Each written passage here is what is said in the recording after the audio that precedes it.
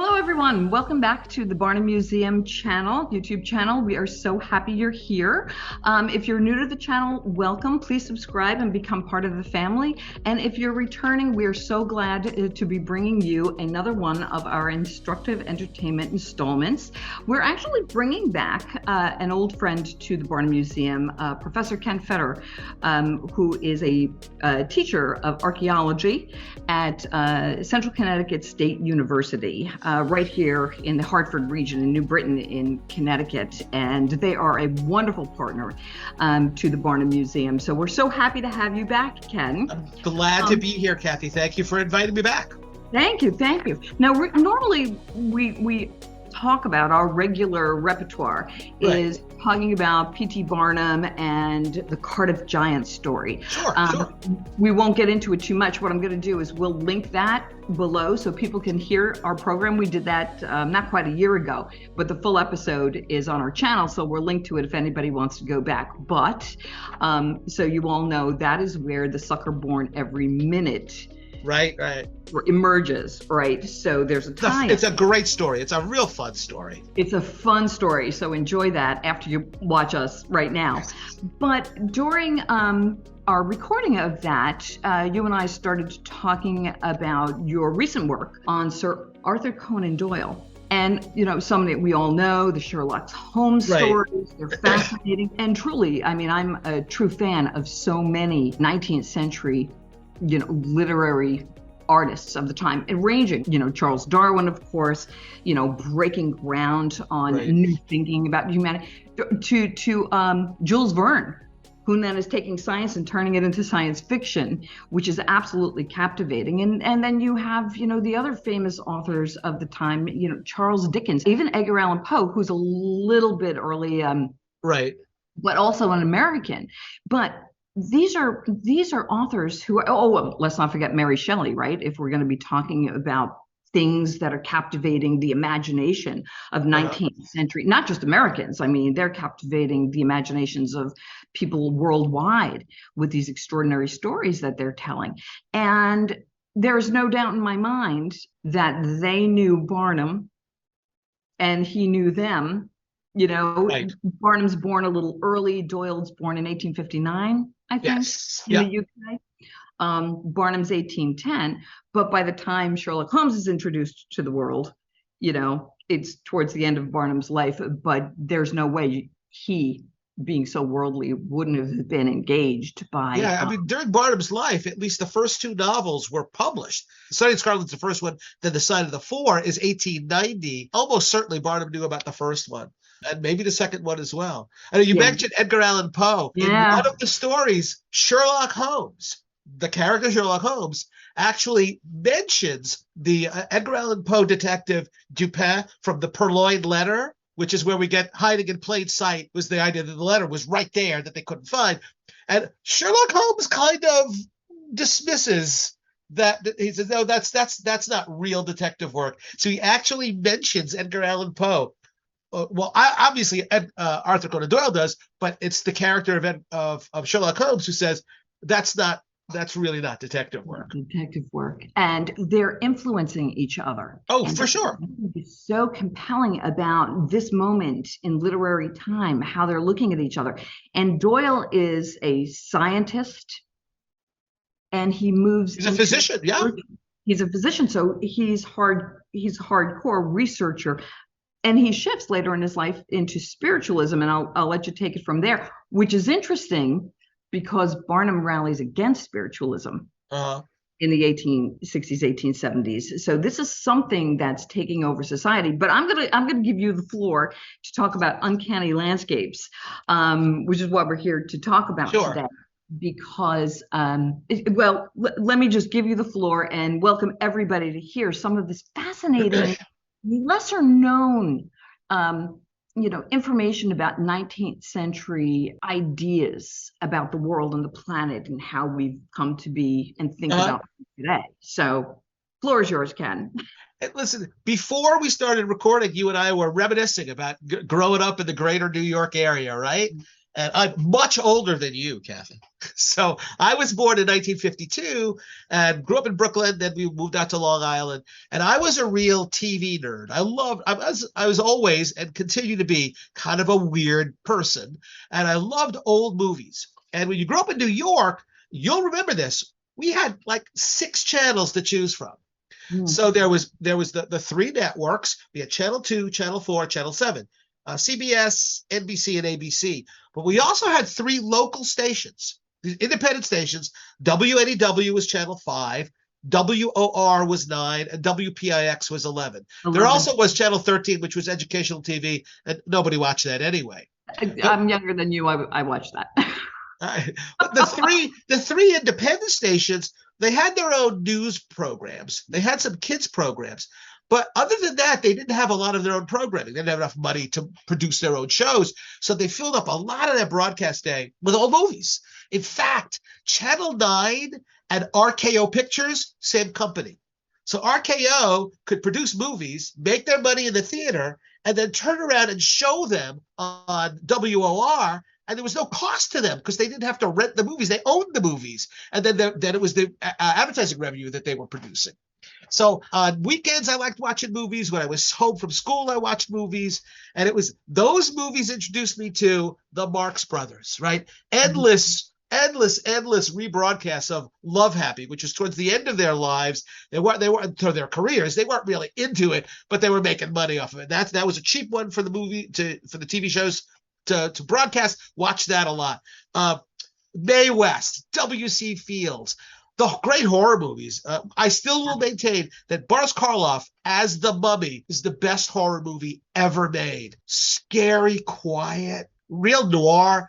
Boris Karloff, of course, also was Frankenstein, Bela Lugosi as Dracula. So all these great movies, but also Basil Rathbone and Nigel Bruce as Sherlock Holmes and Dr. Watson. Between 1939 and 1946, there were 14 Sherlock Holmes movies made with those guys in main roles. They had a bunch of other British actors. Dennis Huey played Lestrade, the kind of goofy guy from Scotland Yard who was inept. Mary Gordon, a wonderful Scottish actress, as Mrs. Hudson, who owned the boarding house where Holmes and Watson lived together for a while. And I remember loving those movies. That was my gateway drug to Sherlock Holmes. I love those movies and trying to solve the issues, solve the crimes as Sherlock Holmes was doing that. So I love those. Then in the 1980s, 1990s, I watched the Granada series. I don't know if you guys are familiar with that. Granada TV in the UK produced, I think it's like 41 of there are 56 short stories, 4 novels, and altogether Granada produced, I think, 41, including a couple of the novels, starring Jeremy Brett. Jeremy Brett is the gold standard for portrayals of Sherlock Holmes. He was amazing. Those were, in a lot of ways, they were better than the movies because the Dr. Watson, who's played by 2 different actors, far truer to the actual the canon. Yes, we Sherlockians talk about the canon like it's a real serious thing. But those are absolutely great. So I got into those. That inspired me to read the original stories. And I read them and I thought, these are even better than I possibly could have imagined. And for a while, I was kind of snooty about the Hollywood movies in the 30s and 40s because it was non-canonical. Well, the original of those movies was Hound of the Baskervilles, which is by far the best of the movies that they produced. And that one was pretty true to the actual story. But not as true as the Granada series. But it also made me want to understand more about the author. Who is this guy? Who is Arthur Conan Doyle? And being kind of interested in, as a skeptic in the paranormal, I had heard his name a bunch before. So I find out that, first of all, he's Scottish, born in 1859. His father, Charles Altamont Doyle, really interesting guy. Sad story. He had mental illness. He had anxiety and depression, was an alcoholic, was institutionalized, but he was a brilliant illustrator. His work, you look at his work and you go, how was he not hired to illustrate Alice in Wonderland? Because his stuff is really, really strange. The sad story was he could have been extremely famous and extremely wealthy, but it was his mental illness that prevented him from getting things done on time and wanting to work at all. It's a very sad story. Nevertheless, some of that genius filtered down to his son. He went to medical school. He was Scottish, University of Glasgow or Edinburgh, I'm not sure which. And it was there that Arthur Conan Doyle, in his autobiography, says the doctor who was in charge, the teaching doctor, the guy who was the head of teaching, whose name is Bell. He was Sherlock Holmes, the physician Sherlock Holmes. Doyle said you would sit in the classroom and nurses would bring in a patient who Bell had never seen, hadn't seen his record, and he would talk to the guy for 10 minutes. And at the end of 10 minutes, he would literally do Sherlock Holmes. I see you're from Cornwall. You served in the Navy, I believe in the East, in Japan. You have 2 children, and you broke your leg at some point. And of course, the students would go, how do you know any of that? And then he would click it down and say, this is what you have to do when you see patients. You have to pay attention. I see that he's from Cornwall because of his accent. I know he's in the Navy because of the hat he's wearing. I know it was the East because the tattoo on his left wrist is the kind of tattoo that our sailors get when they serve in East Asia. And I know he has 2 children because on his other arm are the names tattooed of 2 people. And I'm guessing that those were his kids. And I know he had a broken leg because he favors his left leg. Patients won't tell you these things. You need to know this. And so, Arthur Conan Doyle told Dr. Bell, by the way, I'm writing these stories. It's you. You are the inspiration for Sherlock Holmes, who does this over and over and over again by simply being extremely, by making sure he recognizes everything that's going on around him. He's very perceptive.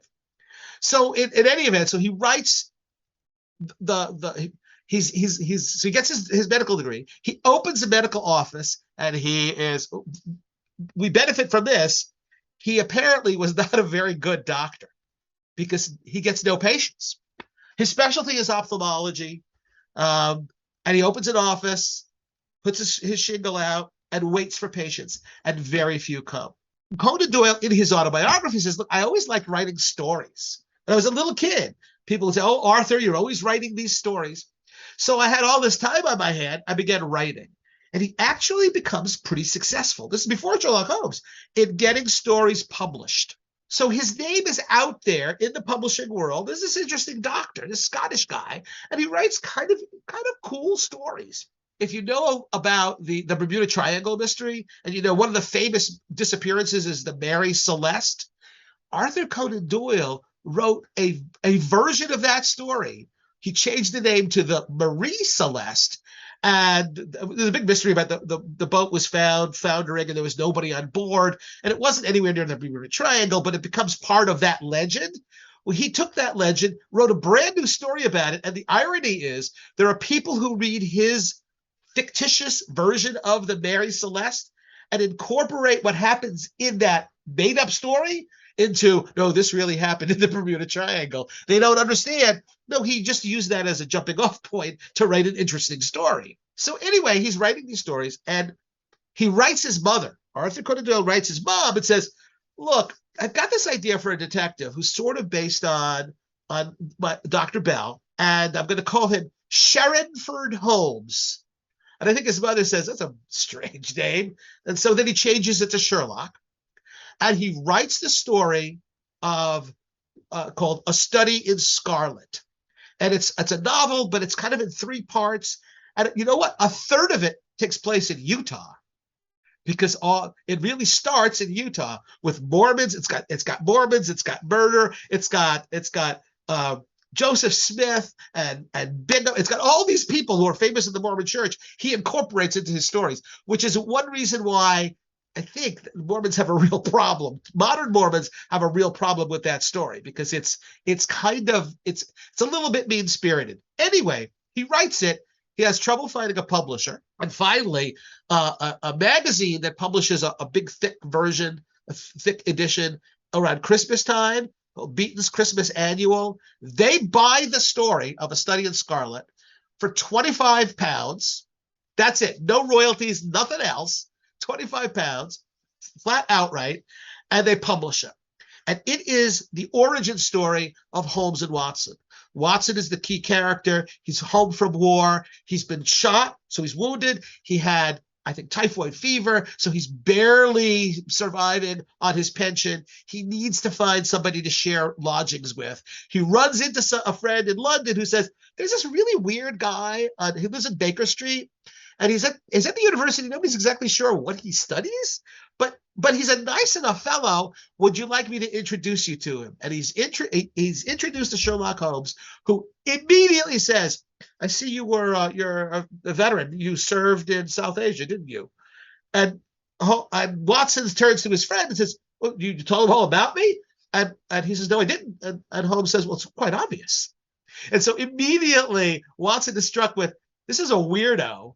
And how the hell does he know about me? And he doesn't quite trust him at first, but immediately finds Holmes to be such a fascinating individual that he wants to be a part of his world. And they move in together to share the rent.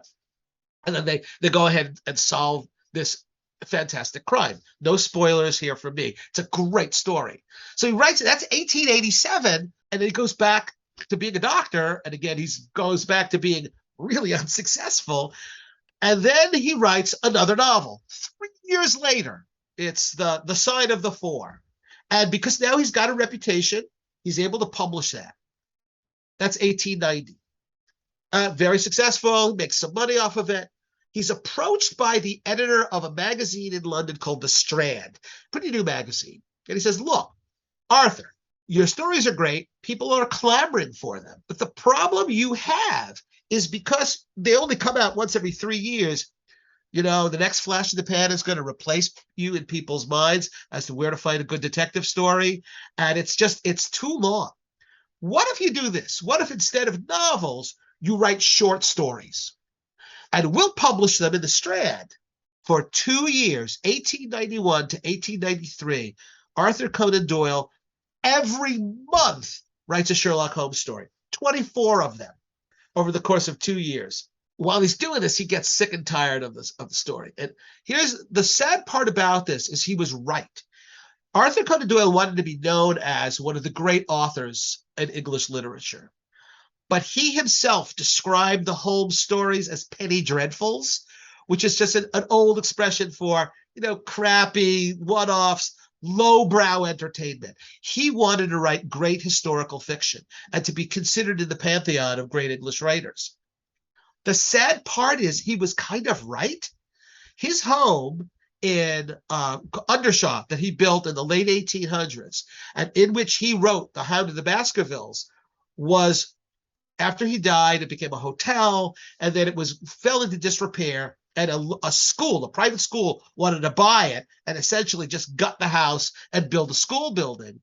A group called the Friends of Undershaw, or the Lovers of Undershaw, came together and went to the government and said, look, this is the home of Arthur Conan Doyle. This is something that should be on our national register and supported by the government and opened as a museum and refurbished. The government agency in charge of this said out loud, and this is exactly what they said, yeah, Doyle was very popular among some readers, but he was no Dickens and he's no Jane Austen.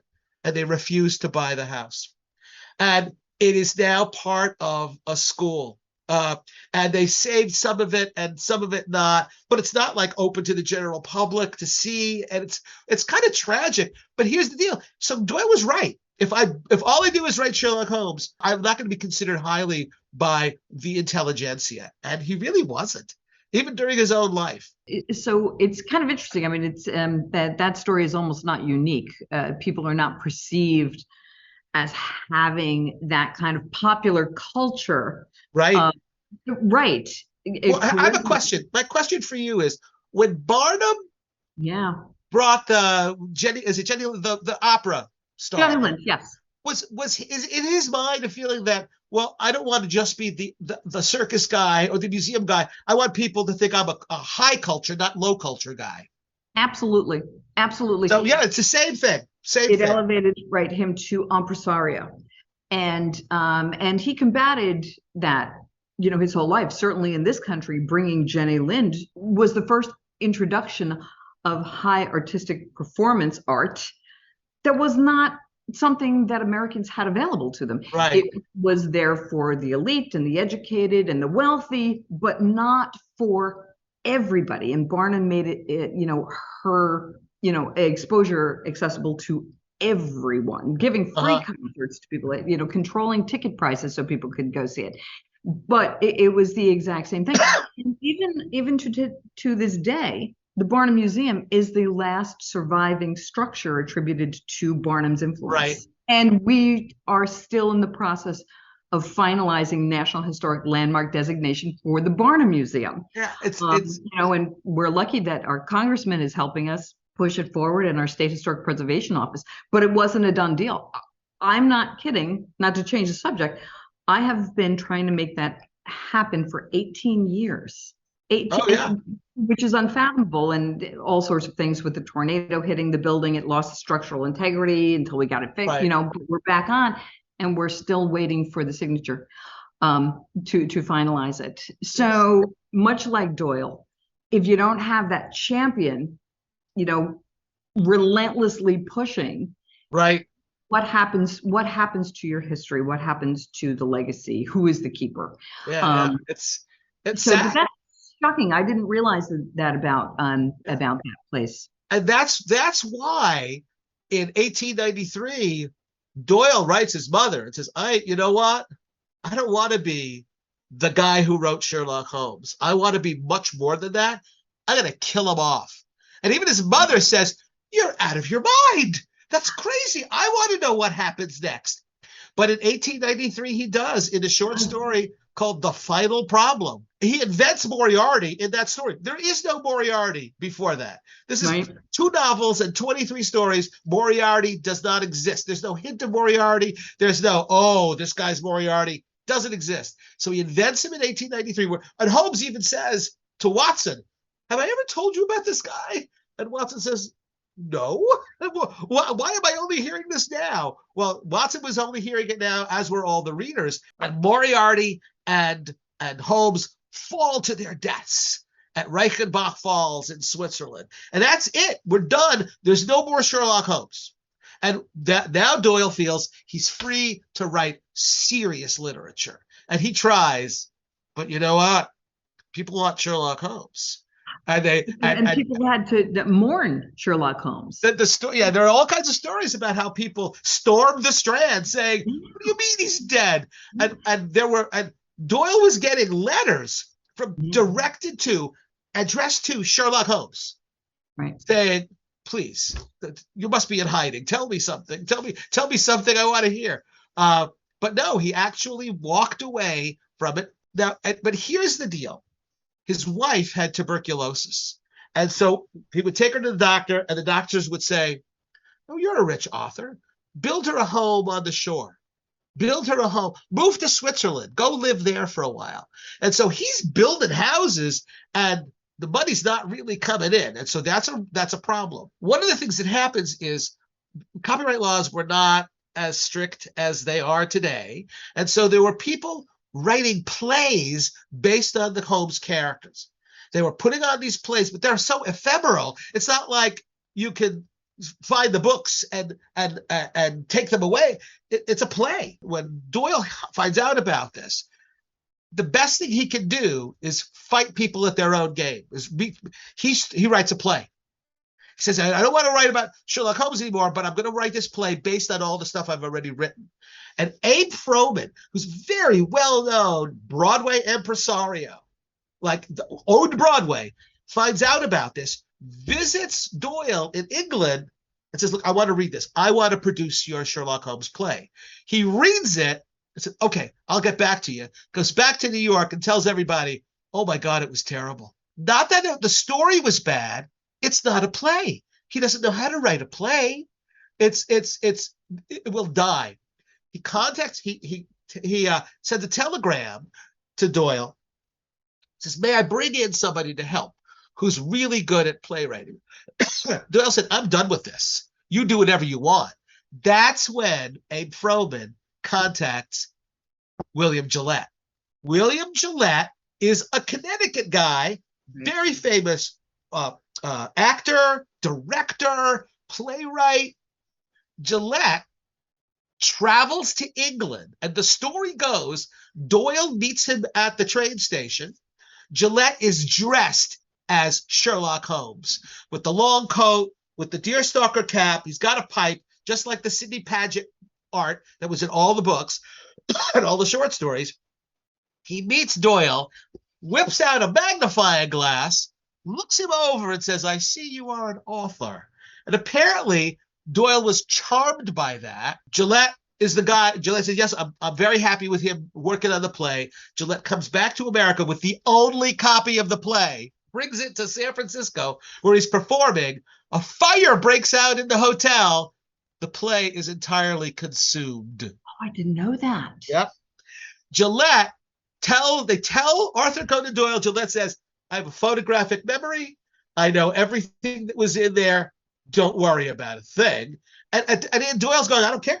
I'm done. Whatever happens, happens. I think it was an accident, but it was a lucky accident because that way Gillette could really work from scratch. And we'll link to the Gillette Castle in the description. It is his house, and it is an extraordinary visit. Yes. So to get more information, we'll link to the Gillette Castle. That's someplace that my parents in New York, we'd drive up. William Gillette builds this enormous castle-like structure, and it's now a state park, state museum, and you go and see it for yourself. It's really, really a ton of fun. He was a very interesting character for sure. Yes. So he rewrites the whole thing. At one point, he even sends a telegram to Doyle, do you mind if I marry him off? The Sherlock Holmes has zero interest in women. Zero. Conan Doyle writes him back saying, you can marry him off, you can kill him. I don't care. He's really looking for a paycheck at this point, right? So the play opens, I think in Buffalo, gets great reviews. They bring it to London because they want, for copyright purposes, they want it also to open there. There's a character in the play, Billy, the page, supposed to be 14, 15 years old. He's in the play. He's never in the stories before. Conan Doyle liked the character so much, he added him later on. Billy the page plays a very small but very important role. And in the London opening, Billy was played by a young actor who becomes very famous. It's Charlie Chaplin. So Charlie Chaplin becomes Billy in that place, one of his first roles. Arthur Conan Doyle, writing stories, done with Sherlock Holmes in 1899, 1900. Doyle has all kinds of issues. One of the issues he had was he's a manly man, right? A time when men were men and women were women. And he felt that to prove his manhood, he needed to serve in a war. But his age really didn't allow for that. The Boer War is ongoing. This is in South Africa, the Dutch, the British, and local people. And he's too old.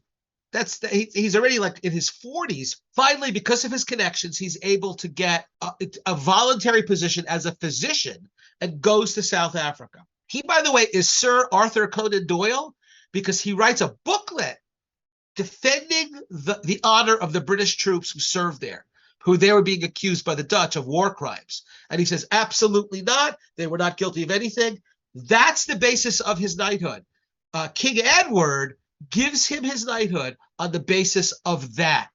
Now, that's the reason given out loud. King Edward was a real big fan of Sherlock Holmes, so the knighthood may have had something to do with it. On the boat, when he returns to England, and this is where we get into the archaeology, he meets a young man, Bertram Fletcher Robinson, who's a journalist. They talk, they commiserate. Fletcher Robinson lives in Dartmoor, which, by the way, is where the Hound takes place, tells him all these stories. He invites him to his house. Bertram Fletcher Robinson, to be sure, had aspirations to be a writer. And my God, if you're Arthur Conan Doyle's friend, you got connections. So he invites him to his home. Arthur Conan Doyle visits, and he gives him a tour of the moors, the spooky moors, and shows him archaeological sites. There are these megalithic sites that date to the time of Stonehenge are there. Conan Doyle writes to his mother while he's there. Now I'm going to read his letter talking about Dartmoor. It's a great place, very sad and wild, dotted with the dwellings of prehistoric man, strange monoliths and huts and graves. In those old days, there was evidently a population of very many thousands, and now you may walk all day and never see one human being. What's fun is that several years later, after all this takes place, Bertram Fletcher Robinson is interviewed in the New York, the Herald Tribune, 1905.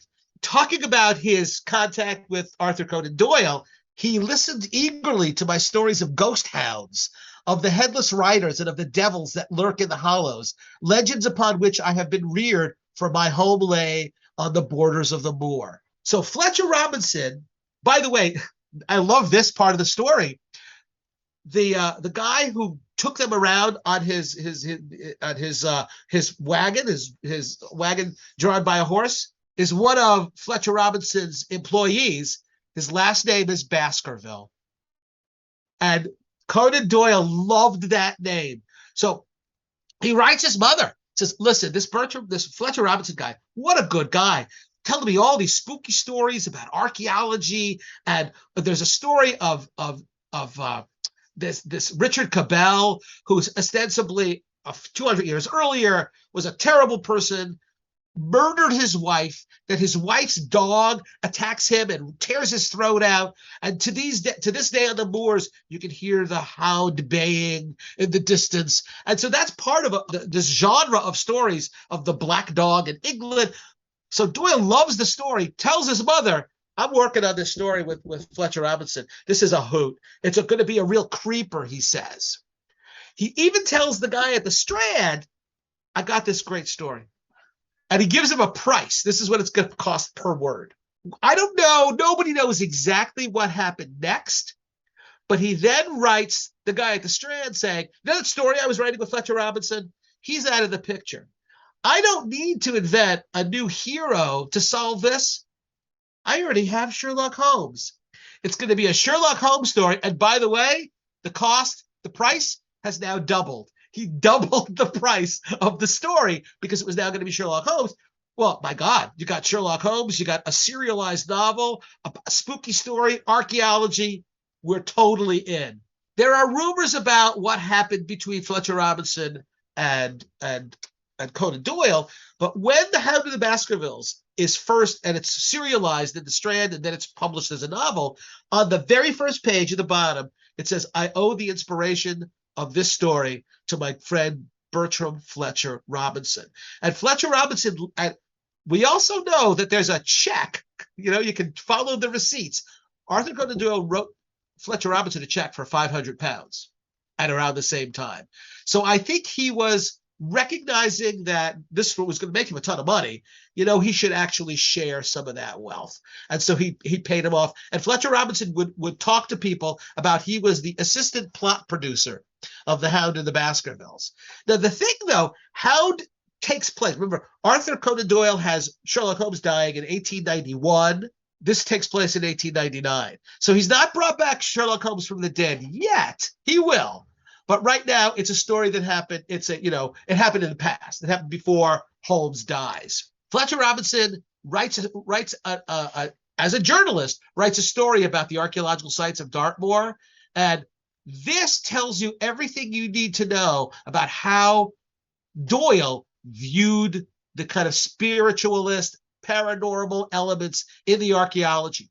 So this is Bertram Fletcher Robinson in 1904, talking about archaeology. The monuments to the dead and the sacred circles of Dartmoor are amongst the most remarkable of Neolithic mysteries. It's no matter for surprise that strange rumors concerning them should have grown amongst the solitary moormen, and that we should hear of ghost packs that go screaming by in the night, of pixies and uncanny elves, of demons and fairies. So Bertram Fletcher Robinson is certainly setting the stage for that, because then In The Hound of the Baskervilles, when Dr. Mortimer, who was Sir Charles Baskerville's doctor, comes to 221B Baker Street to tell Sherlock Holmes something bizarre has happened to my patient, and I think you need to be involved, and tells him the story that sounds a lot like the stories that Fletcher Robinson told Conan Doyle about.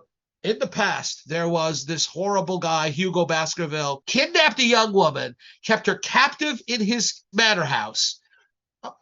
Doesn't say serially raped her, but that's exactly what is implied. Brings his friends over to see this young woman. She has escaped. They all get on horseback and they're drunk and they chase after the young woman. And they hear this hound baying in the distance. And when the Baskerville, Charles Hugo, gets ahead of the group, and when they come upon the scene of the young woman has died of fright, Hugo is having his throat ripped out by a giant glowing dog that's shooting sparks out of its muzzle. And where does it happen? Right between two prehistoric standing stones. That Doyle does this great thing of likening the two stones to the fangs of the hound, which is just like, it's just a beautiful piece of work. And later, so Holmes goes and visits the place. Dr. Mortimer says there's something spooky going on. Dr. Watson says, do you really think so?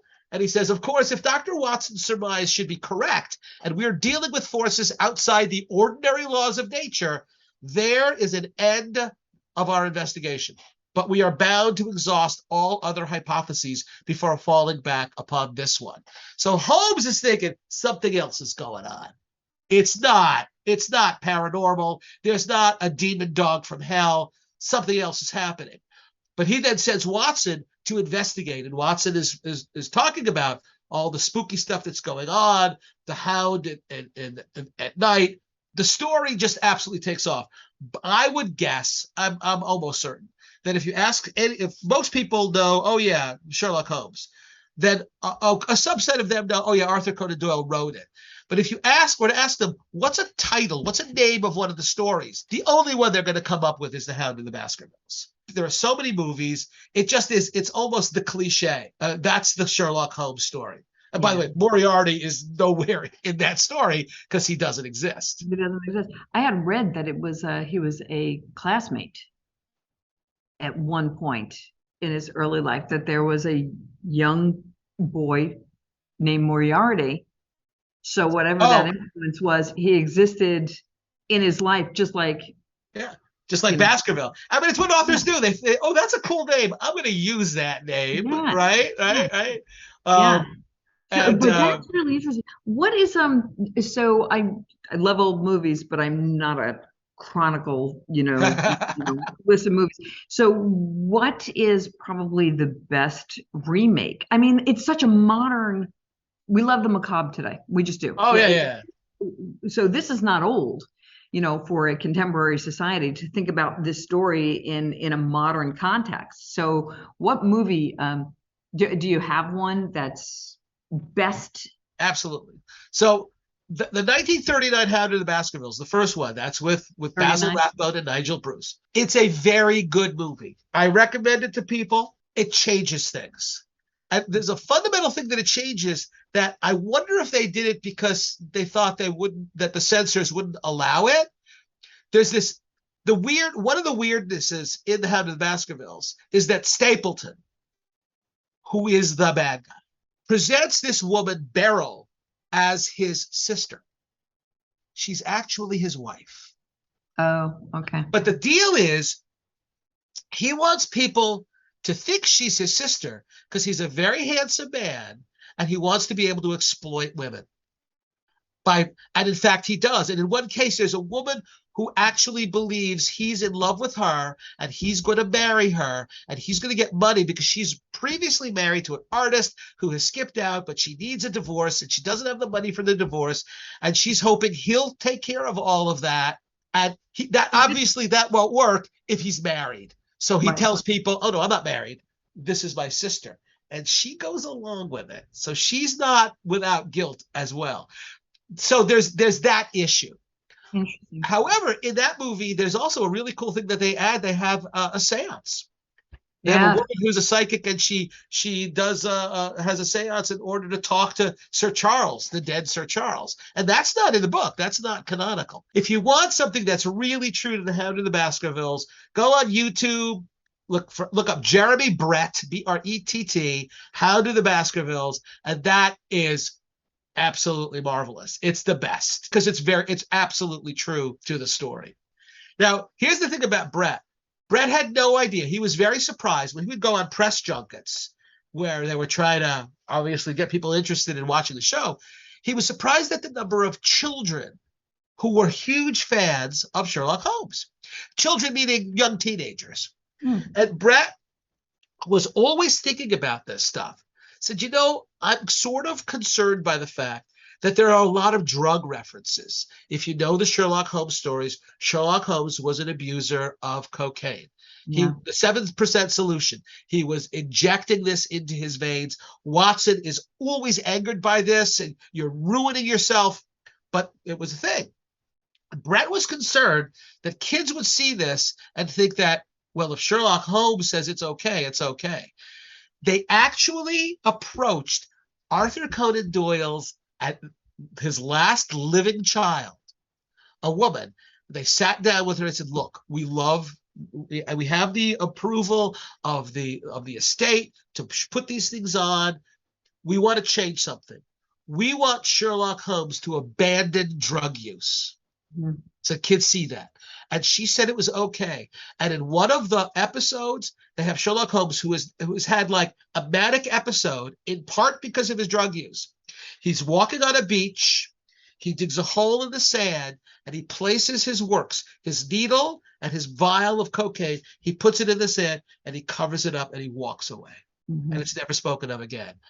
That's respect, right? He's so committed to the part, and he wants it to be true, but he doesn't want it to convince young kids that was okay, because they might not understand that. I'm just huge impressed by that. So, and that had to have been in what, the 40s, the 1940s? No, this is Jeremy Brett is the 90s. Is the 90s? Oh, I see. Okay. So it was the more recent one. Yeah. All right. And at the end of Hound of the Baskervilles, the last line is, after he solved everything, is Sherlock Holmes yelling to Watson, saying, "Watson, the needle." So he needs his fix. He's done. Now he wants to relax after all of that tumult, and now he wants his drugs. So no, it was never abandoned in the movies in 39 through 46. It was Jeremy Brett in the 90s who said, we got to do that. Who did that? Yeah. So now, and time moves on, and that was that's good. Yeah. So he writes. So Holmes. I sometimes mistake Arthur Conan Doyle. By the way, is Dr. Watson. That's pretty obvious. Right. And Bell is Holmes. So Hound of Baskervilles does huge money, huge box office. Right. The book. It's first serialized. Then there's a book in England. There's a book in the United States, and it's selling like crazy. And that's we're talking about 1901. And it must have been that Doyle decided I can't walk away from this character. And so in 1903, he comes back with the short story, The Empty House. It's like that episode, wasn't it Dallas, where somebody gets killed at the end of the season, and then the next season, it was all a dream. Well, it's not all a dream, but in The Empty House, Sherlock Holmes shows back up. Mrs. Hudson faints. Watson almost passes out, and Holmes explains that, well, I had to go away. Well, Moriarty's henchmen were on my trail. Colonel Sebastian Moran, who's a big game hunter who uses an air rifle, he's on my trail. It's time to confront them. And now he's back. And so there's 30 plus more stories published in the Strand, published elsewhere. Holmes returns. Holmes eventually, 1926, 1927, retires to beekeeping in Sussex, and people accept that at that point. And at that point, some of the later stories, Holmes is fighting German spies in World War I. I mean, that's how close it comes to the modern era. By the way, the movies that were first produced by 20th Century Fox and then Universal, after the first couple, they decide, they're not making that much money. People aren't interested in the Victorian era. They actually move Holmes to the 1940s. So there's a disclaimer screen in a couple of those movies saying, well, Sherlock Holmes and Dr. Watson, they're kind of eternal characters. And so it doesn't make any difference what time it is. And in the 1940s, he's fighting Nazis, actually. Yeah. So they put it in the 1940s, and they quote Churchill and a whole bunch of other stuff. Oh my God. But that's an interesting parallel as well. People very often firmly put Barnum in the 20th century. And yes. Absolutely. In the 1890s. So let me ask you this question. Sure. Because as thinking about this, learning a little bit more about Doyle, when we look at the world today and how people interact, and engage with the stories of Sherlock Holmes, do you think that Sherlock Holmes actually lived on as a more renowned figure than Doyle himself? For sure. And when you consider the word people use is pastiche, there are hundreds and hundreds and hundreds of pastiches, people using the characters of Sherlock Holmes and Dr. Watson and some of the others and writing new stories. There are hundreds of these things. And of course, on television, I haven't seen the second one. The first one was wonderful. Enola Holmes, the sister of Sherlock Holmes, and what is it, Millie Bobby Brown, she's fantastic, and it's a really good story. And of course, there's the Cumberbatch Sherlock Holmes, and there's the Sherlock, and there's lots and lots and lots of revivals of Sherlock Holmes. At the bottom, it always will have to say characters inspired by Arthur Conan Doyle. Right. And we were talking also before we started about how this strange juxtaposition of Sherlock Holmes is absolutely the empirical scientist. He is the arch skeptic. Sherlock Holmes in one of the short stories, which is the Sussex Vampire, where there's claims that there's a vampire sucking the blood of this little kid, of this infant. Sherlock Holmes, when Watson says to Sherlock Holmes, do you think it's possible there actually is a vampire out there? Sherlock Holmes says, he snorts and rolls his eyes and says, the world is big enough for us. No ghosts need apply. But what's bizarre is Arthur Conan Doyle firmly believed in ghosts. Yeah. And he was a paranormalist. He even says he was born in 1859. By the 1880s, he's doing paranormal experiments. He says this. He says, oh, yes, interested in the paranormal. In the early 1900s, he becomes a member of the Society for Skeptical Research, which it still exists, major organization supporting psychic research in England. And it's like 1916, he writes an essay, an op-ed piece that first appears in a British magazine called The Light, but then shows up, I think it's the New York Times. Yes, the New York Times, in which he says, there's more evidence for spiritualism than there is for any organized religion I'm familiar with. Firm commitment. By the way, that's a couple of years before his son and brother die as a result of World War I. So that didn't inspire him to become a paranormalist. It merely inspired him to want to try to contact them even more frequently. And he believed that he was in contact with them. And it's fascinating to know that a scientist who live their life based on fact. Well, you're a scientist, evidence. When does evidence become proof, And then it was in 1869, the trial with Mumler and the spiritual photography, that Barnum actually testified against it and had his own photograph taken, placing Abraham Lincoln in the background. And, to say, it's like, you see, anybody could do this. It's the science of this new technology, which is photography, which can seem magical. And remember, the cool connection there is that Arthur Conan Doyle was also a very firm supporter of the Cottingley fairies, which are these two little girls, teenagers, who were taking pictures that you look at them now and you go, those are cutouts. You cut those with scissors.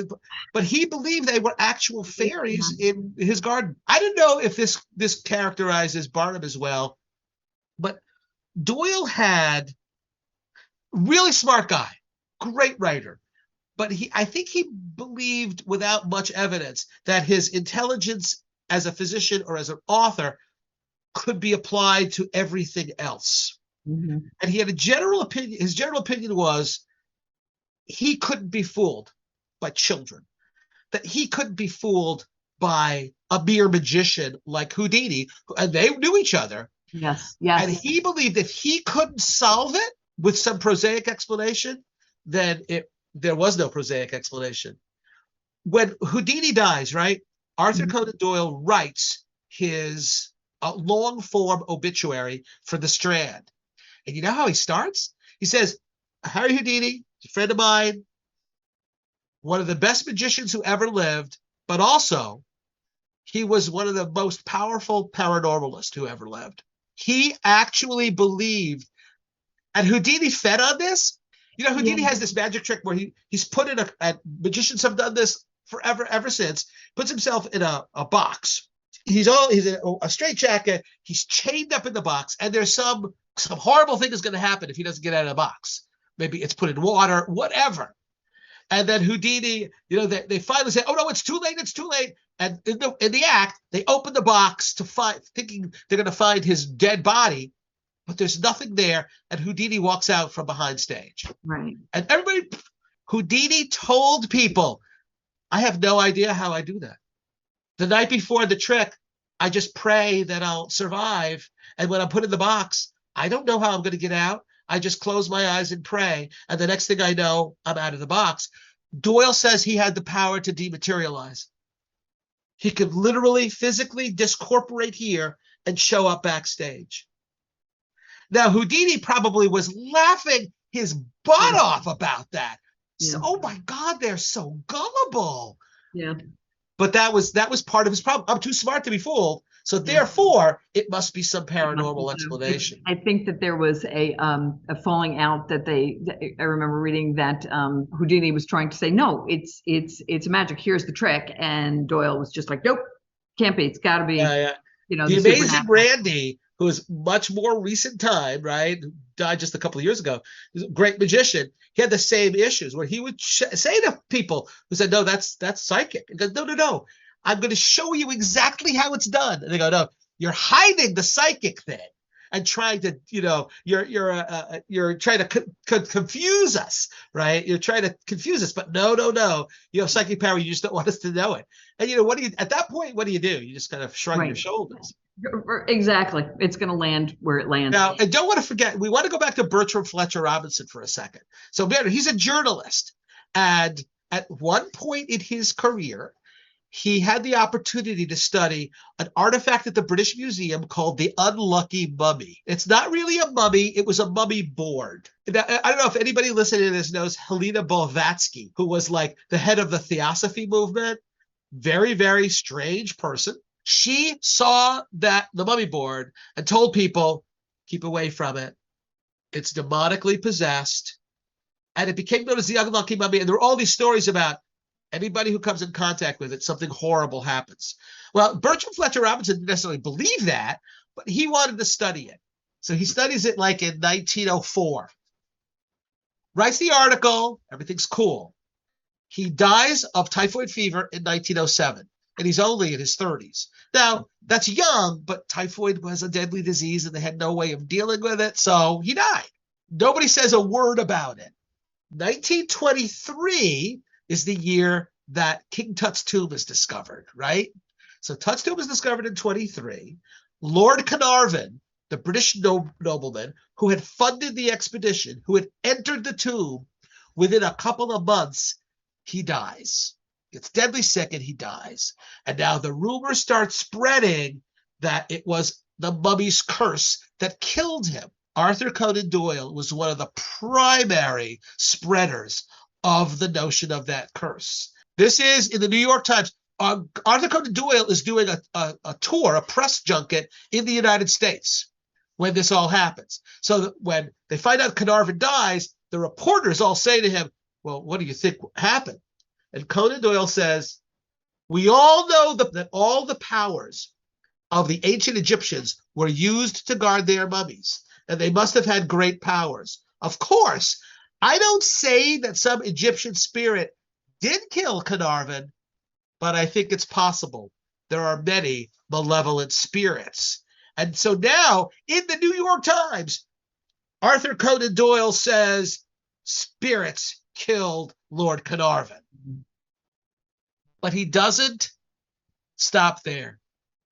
He revisits what had happened in 1907 to Bertram Fletcher Robinson. And what he says, I warned Mr. Robinson concerning himself with the mummy at the British Museum. He persisted, and his death occurred. I told him he was tempting fate by pursuing inquiries, but he was fascinated and would not desist. Then he was overtaken by illness. The immediate cause of death was typhoid fever. But that is the way in which the elementals guarding the mummy might act. So here we are, Arthur Conan Doyle, the inventor of the most brilliant empirical skeptical mind in all of literature, has now attributed 2 deaths to a mummy's curse. And it's mind-blowing, really. Yeah, it really is. And actually that was my question to you. It's like, as a scientist yourself, how do you resolve that when you think about Doyle's contributions to the imagination and the literature that we live with today, and how anchored everybody is with the episodes, the tales of Sherlock Holmes. And then when you find out, that there was such a belief and connection to paranormal, how do you separate that, or how do you blend that? It's the kind of it's the human story, right? Humans are frail, and sometimes we can believe something, we are absolutely certain of it, even though if we were to apply the usual standards we apply to everything else, we would at least highly question that. So it's like it became an idée fixe, right? It's somewhere in his life he decided this must be true. Mm-hmm. And I wish that we could have a seance and say, listen, Sir Arthur, why did you make Sherlock Holmes why did you make Sherlock Holmes the kind of person who would say to you, you're out your mind, buddy? That doesn't work. It's this really, and I think I love that fact. I love the fact that Arthur Conan Doyle and Sherlock Holmes have these diametrically opposed opinions or perspectives. It's just, it's astonishing.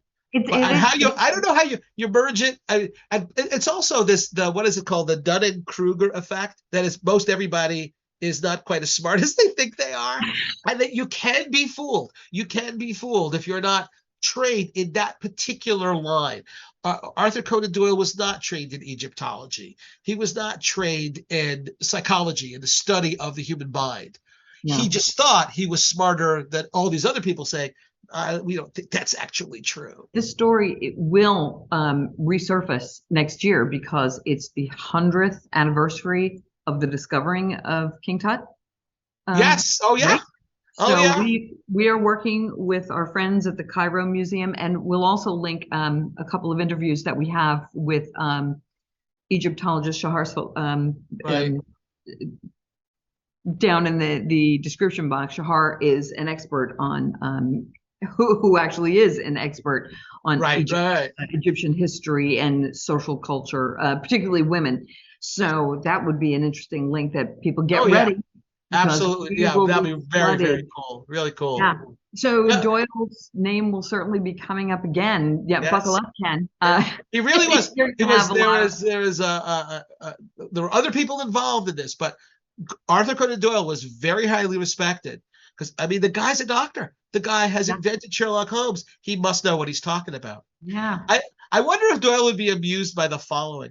Hopefully we can fit this into the end result here, is that since his death, he has been accused of multiple things that there's zero evidence he was involved in.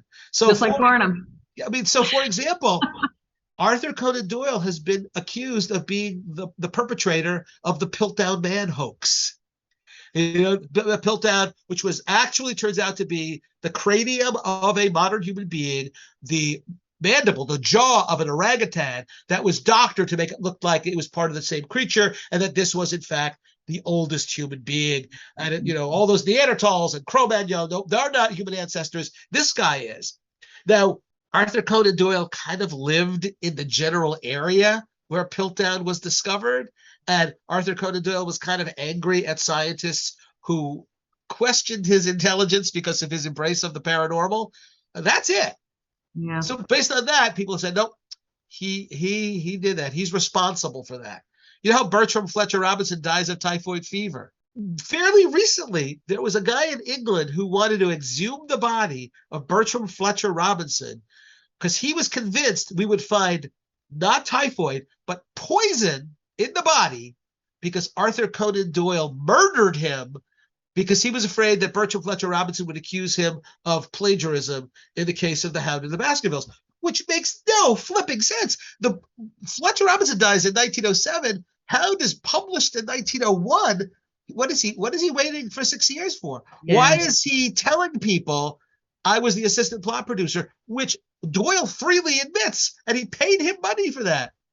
But the most absurd of all is that Arthur Conan Doyle is actually Jack the Ripper. Now, how you get that? The argument simply is he was a doctor. Mm-hmm. Well, okay, because the story is that the women who were killed by Jack were surgically dismembered. That only a doctor would know how to do that. My people, he was an ophthalmologist. If the victims of Jack the Ripper all showed up with a really bad case of astigmatism, okay, maybe Doyle could have been involved, but it's just this doctor, therefore he must be Jack the Ripper. And again, zero evidence for that. I mean, at one point I saw a TV show where Arthur Conan Doyle was a Freemason, and I guess the Freemasons have these aprons that they wear, and so at some Freemasonry museum, the apron exists, Arthur Conan Doyle's apron, and there's a stain on it. And so they actually took fibers from that to prove that maybe it was blood.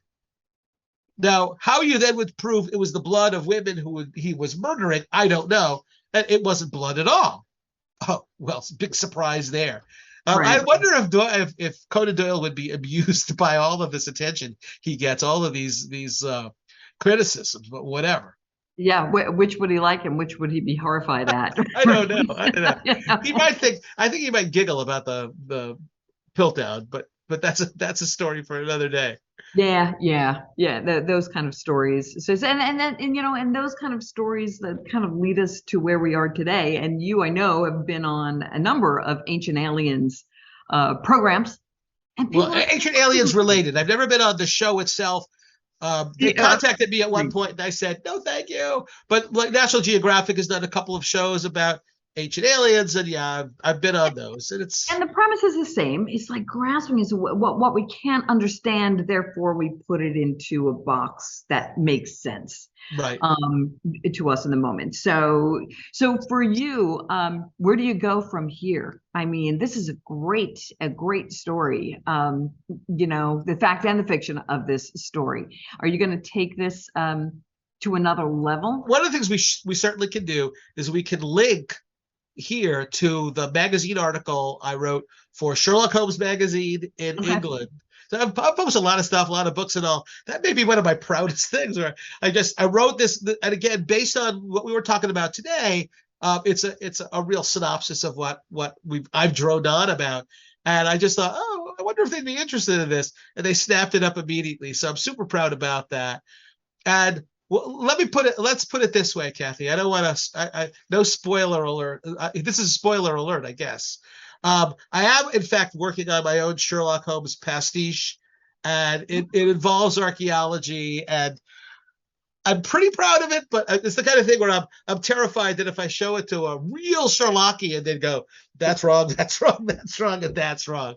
But Maybe in the preface, I'll say, yeah, I know there's a bunch of wrong stuff here, but to just maybe enjoy this for what it's worth. At the end of the day, Sherlock Holmes has engaged and entertained countless people over the century, right? Over a century. Yeah, and yeah. And it's going to keep going.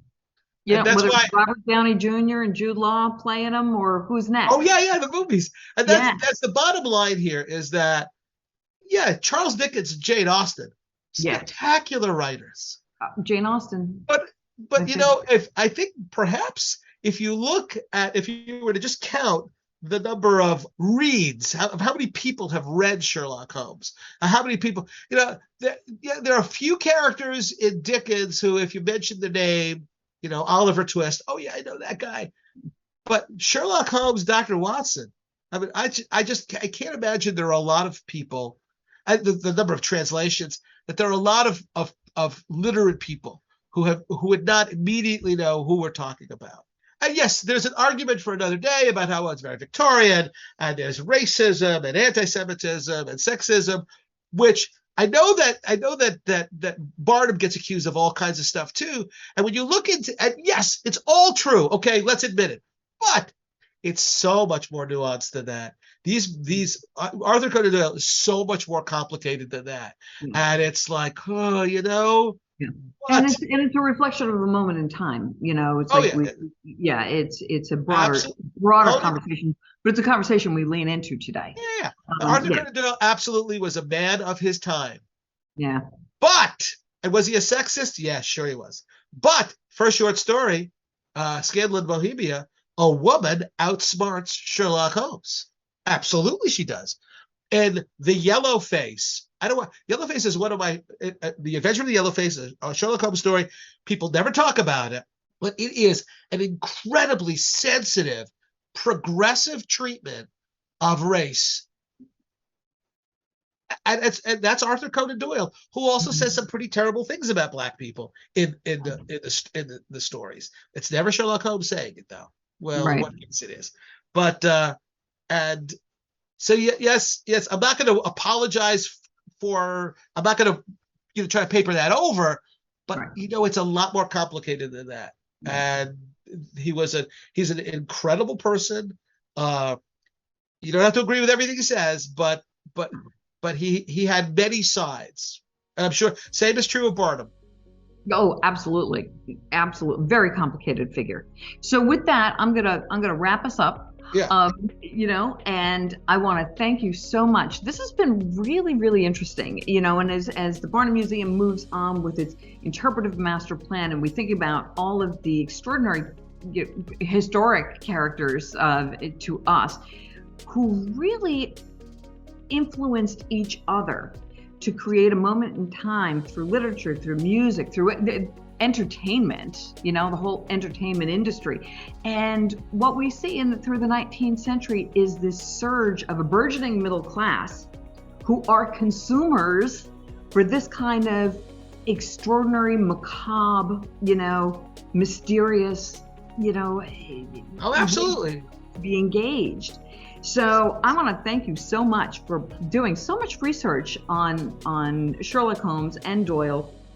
And I just love this stuff, and so it's like I've got bookshelves full of biographies and autobiographies, and oh my God, they're all back there somewhere. So thank you for inviting me to talk about this passion of mine.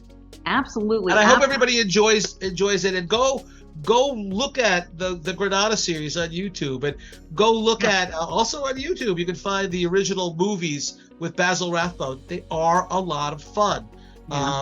And read the original stories. I mean, and the short stories are real quick reads. You can find them all over the place. Well, thank you so much. I'm looking forward to our next conversation, Ken. Absolutely.